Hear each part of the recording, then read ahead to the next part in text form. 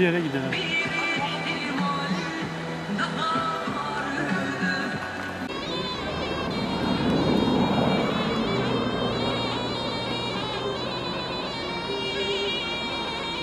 Gel bakalım gel konuşursun. Hadi hadi hadi.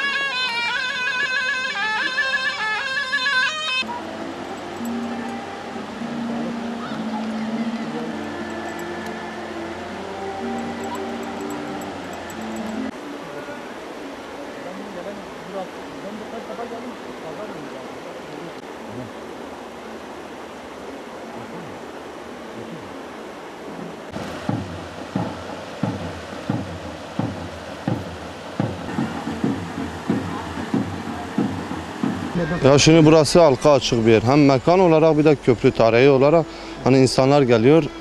Gelen herkes şikayetçi.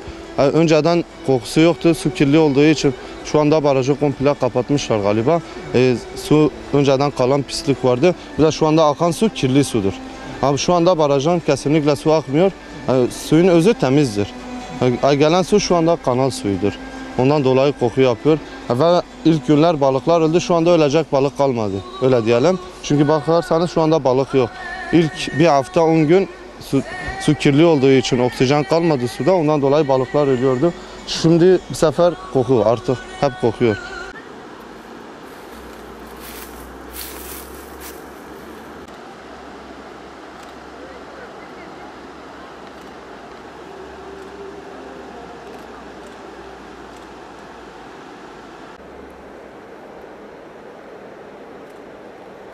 Ya geçmişte canlıydı. Yani şu süreçte zaten hani fazla canlı demeyelim de hani fazla da çok etkiliyor ha. Yani su etkiliyor.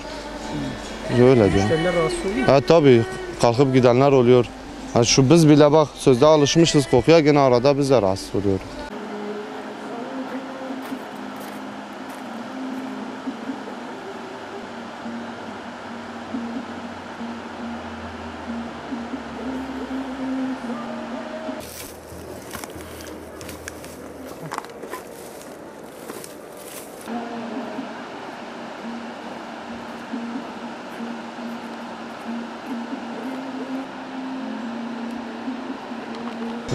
Bizim için kötü bir imaj. Hani başka şehirlerde mesela batı kesim, mesela hem Türkiye'nin batısı hem Avrupa'da nehri olmayan iller var, kentler var, ülkeler var. Yapay nehir yapıyorlar. Bizimki koskoca Dicle, kimse kıymetini bilmiyor. Hani ismi var, dünya çapında medeniyetlere yer sahipliği yapmış bir suyumuz var ve bunun değerini kimse bilmiyor. İşte hali belli, açık ortada. Hani demek ki nedir? Bu memleket sahipsiz.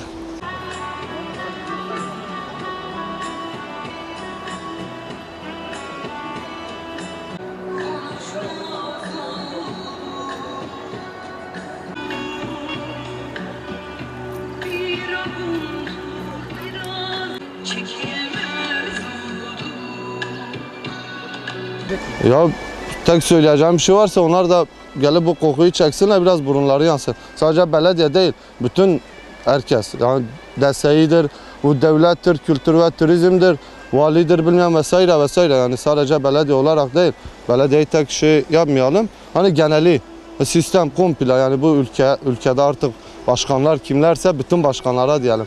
Biraz gelip bu kokuyu çeksinler, biraz burunları yansın, öyle diyelim.